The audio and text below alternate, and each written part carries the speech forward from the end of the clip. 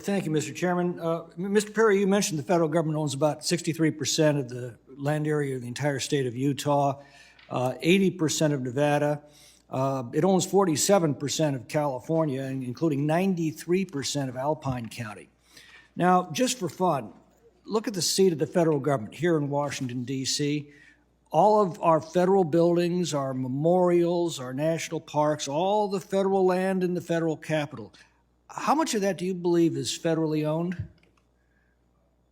The answer is 25%. I wouldn't have an idea. So 25%. The federal government owns just 3% of Texas, less than 1% of the entire state of New York.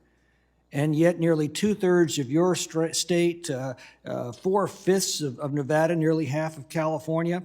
What happens when the federal government owns so much of your local land? Is that land on the local tax rolls?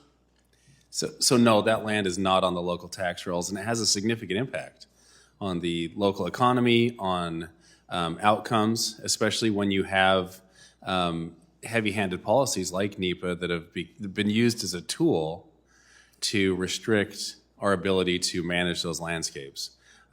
Local, decisions are made best when they're made by a local community and local involvement. We know what's going on within our areas. It's just human nature that the most jealous guardians of a community are the members of the community, not some far-off government in Washington. Obviously, the federally owned land is highly restricted as far as any kind of productive use, correct? That's correct. So commerce slows, tax revenues disappear. Now, we're told this is to protect the land. How well would you say the federal government takes care of that land?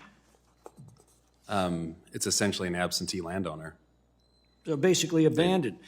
Louis Gohmert once compared the federal government's land policies of recent years to the old town miser whose dilapidated and neglected mansion is overgrown with weeds, his paint is flaking, as he spends all of his time and money scheming up ways of buying his neighbor's property.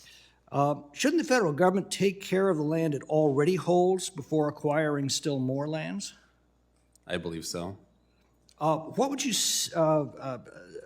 how would you compare the condition of the federal lands in Utah with those of privately held or even state-managed forests in your region? So we actively manage our forests as a state, and they're in good, the drought has had a significant impact on the state of Utah, but comparatively our forests are well managed. As a state, better managed than the federal. And how does that compare to the federal government lands? They're better managed. Certainly, I'm a big believer in active landscape management in land stewardship. In my state, you can actually tell the boundary lines between the federal lands and the private lands simply by the condition of the forests on that side of the property line. And those who say that, well, it's climate change, how clever the climate to know exactly where the boundaries are and only decimate the federal lands. Mr. Espy, what are your observations from Wyoming? Thank you. Yes, my observations would be that the land that has been managed within our forest system, and I can personally attest to that. My family does own 400 acres inside the Medicine Bow Route National Forest in the Sierra Madre Range. In the 90s, we went in and did a select cut within that property.